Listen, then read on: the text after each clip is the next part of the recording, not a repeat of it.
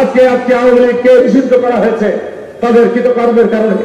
তার অর্থ হয় আওয়ামী লীগের নিরাপদ যাকেই পাবেন তাকেই ধরে নিয়ে এসে বলবেন আওয়ামী লীগকে ধরে নিয়ে এসেছি, এটিও করা যাবে না। 37টা মামলা দিয়ে 37টা যাদের বিরুদ্ধে অভিযোগ রয়েছে, সন্ত্রাসের অভিযোগ, মাদকের অভিযোগ, দুর্নীতির অভিযোগ, তাদেরকে ধরে নিয়ে এসে তাদের বিরুদ্ধে মামলা দিন। তাহলে আমাদের নাগরিক হিসাবে আমরা কেউ নিরাপদ থাকবো না।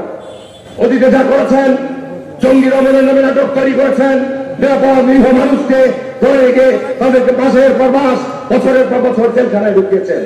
এইটি আজকে করা যাবে না। এইটি অন্তত পক্ষে আমি পুলিশ বাহিনীকে অনুরোধ করবো, চাপায় নবাবগঞ্জে যারা এখানে পুলিশ বাহিনীতে কাজ করছেন, আমি বিনয়ের সাথে অনুরোধ করবো যে আপনারা আপনাদের ভাবমূর্তি ফিরিয়ে আনুন।